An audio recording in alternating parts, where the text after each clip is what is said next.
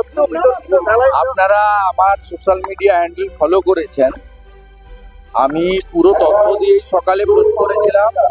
তারপরে 2:48 দুপুরবেলার পরে 2:40 মানে ইভিনিংয়ে ওখানে রাজ্য সরকার ওই স্যালাইন ইউজ করার ক্ষেত্রে ব্যান ডিক্লেয়ার করেছে।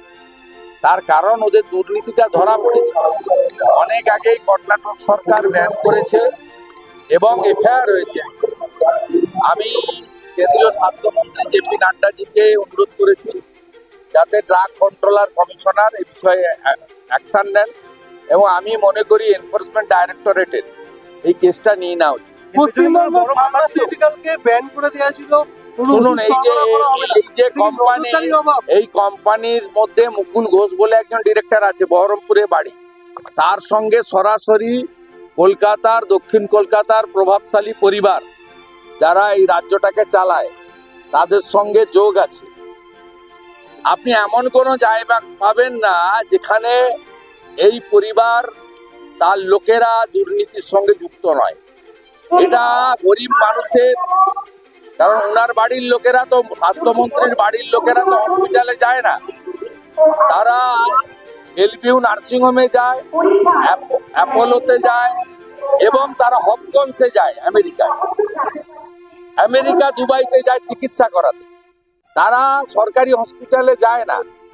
সরকারি হসপিটালে নিরুপায় হয়ে যাদের অর্থনৈতিক সামর্থ্য নেই তারাই যায়।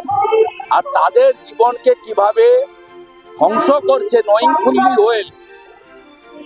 আমার তো মনে হয় স্বাস্থ্য সচিব এবং স্বাস্থ্যমন্ত্রীর বিরুদ্ধে ক্রিমিনাল অফেন্সের এফআইআর হওয়া উচিত। কারণ 22 সালে যে কোম্পানির মেয়াদ শেষ, নারায়ণ স্বরূপ নিগম কি করে 6 মাসের এক্সটেনশন দিয়েছে? না, exchange of money, completely one point agenda. Their agenda is single agenda to earn money, to collect money. Only thing is money. TMC means money, money, money.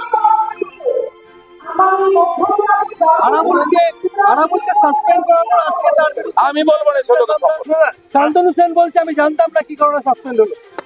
আমি উত্তরই দেবো না, এদের সম্পর্কে উত্তর দেবো। সীমান্তে কাঁটাতারে বেড়া দিতে গিয়ে বিজেপি বিএসএফ এর উপর হামলা চালাচ্ছে, তারপরেও কেন্দ্রীয় সরকার নীরব। আমি কালকে আসানসোলে রানীগঞ্জে বলেছি যে একটা ঘুড়ি কাটতে গেলে না সুতো ছাড়তে হয়। আমার মনে হচ্ছে ভারত সরকার, বিএসএফ, স্বরাষ্ট্র দপ্তর তারা ধৈর্যের পরীক্ষা দিচ্ছে, তারা সুতোটা ছাড়ছে। আমাদের এক কোম্পানি যদি এগোতে থাকে না, ওরা পালাবে, পালানোর কোনো জায়গা পাবে না। বলছে কেন্দ্রীয় সরকার, তৃণমূল বলছে বিজেপি কেন্দ্রীয় সরকার নীরব। কেন্দ্রীয় সরকার আচ্ছা, হ্যাঁ, এখন দেখুন, এটা একটা ঘটনা যে আমাদের চিকিৎসা শাস্ত্রে ডাক্তারি পড়ার সময় এবং নার্সিং ট্রেনিংয়ের সময় আমাদের এই ট্রেনিংটা মাস্ট, সকলকেই দেওয়া হয়, এবং কেউ বলতে পারবে না এই ট্রেনিং পায়নি। অর্থাৎ ইঞ্জেকশন দেওয়ার আগে লেভেল দেখতে হবে। আপনি একটা জেলুসিল ট্যাবলেট খেতে গেলে আপনাকে দেখতে হবে তার ডেট আছে কিনা। সিমিলারলি যে ফ্লুইডটা, যে তরলটা একদম রক্ত দিয়ে সরিয়ে যাচ্ছে, জীবন বাঁচাচ্ছে, ব্লাড যাচ্ছে, বিশেষ করে এই ফ্লুইড থেকে হয়, এগুলো ডেট এক্সপায়ারি করা দেখা যাদের দায়িত্ব তারা দেখবে। যদি কারোর কোনো গাফিলতি থাকে, আমার দৃঢ় বিশ্বাস রাজ্যে স্বাস্থ্য ব্যবস্থার যে ব্যাপক উন্নতি হয়েছে, সেক্ষেত্রে প্রথম রাউন্ডে এটাও যাতে না হয় সেটা নিশ্চয়ই আমাদের স্বাস্থ্যমন্ত্রী, রাজ্যের মুখ্যমন্ত্রী আছেন, এটা ব্যবস্থা হবে। কিন্তু আমাদের ডাক্তারদের আমি বলবো যে অন্যান্য যে স্বাস্থ্যকর্মী যারা আছেন তারা তো আছেন, কিন্তু ফ্লুইডটা কিন্তু ডাক্তাররা নর্মালি চালায় না, আমাদের সিনিয়র সিস্টাররা চালায়। আমার মনে হয় সিনিয়র সিস্টারদের নিয়ে একটা বড় ক্যাম্প হতে পারে ফ্লুইড চালানোর জন্য। এগুলো প্রায়ই হয়ে থাকে মেডিকেল কলেজগুলোতে, এবং এটা নিশ্চয়ই আর ঘটবে না। কারণ রাজ্যে স্বাস্থ্য পরিকাঠামো যে অত্যন্ত উন্নত হয়েছে। আমরা যারা একসময় 40 বছরের ডাক্তারি পড়েছি বুঝতে পারি কোথায় আমরা ছিলাম আর কোথায় এসছি। সুপার স্পেশালিটি হাসপাতাল গ্রামাঞ্চলের ডিস্ট্রিক্টে যে ভাবা যায় না, সেখানে আমাদের আমি চাকরি করতাম খাসবার হেলথ সেন্টার ঘাটালে, সাবসিডি হেলথ সেন্টার, অর্থাৎ 2টো বেড ছাড়া কিছুই ছিল না। এবং ওষুধ লিখতাম, আমরা কি লিখতাম, অ্যান্টিবায়োটিক তো কি ছিল, সালফার ডায়াজিন। আর এখন সেখানে আমি শুনছি রাজ্যে বিনা পয়সায় ক্যান্সার পেশেন্টদের কেমোথেরাপি দেওয়া হচ্ছে। আপনি জানেন এটা কেমোথেরাপিতে কখনো 8 লাখ 10 লাখ টাকা খরচা হয়ে যায়, এটা কল্পনা করা যায় বিনা পয়সা। এবং আপনারা শুনলে খুশি হবে, রাজ্যের মাননীয় মুখ্যমন্ত্রী অনুপ্রেরণায় তিনি চেয়েছিলেন যে একটা আমার যেটা সাবজেক্ট অর্থাৎ ইনফার্টিলিটি, আইভিএফ ইত্যাদি, সেভাবে উনি পিজি হাসপাতালে একটা ফ্রি আইভিএফ সেন্টার করার কথা বলেছেন এবং তার কাজ প্রায় অন্তিম অবস্থায়। এবং আমাদের সহযোগিতায় অলরেডি কয়েক হাজার পেশেন্ট দেখা হয়েছে। এবং আপনারা শুনলে খুশি হবেন, প্রায় একদম বিনা পয়সা টার্মিনাল পেশেন্ট, মানে দিন আনে দিন খায় লোকেরা, তাদের মধ্যে প্রায় 40-42 জনের আইভিএফ প্রেগনেন্সি হয়েছে বা চলছে। এটা রাজ্য সরকারের সম্ভবত ভারতবর্ষের প্রথম অ্যাচিভমেন্ট, কমপ্লিটলি ফ্রি। আরো দু একটা সেটা হয়েছে কি সরকারি তরফে।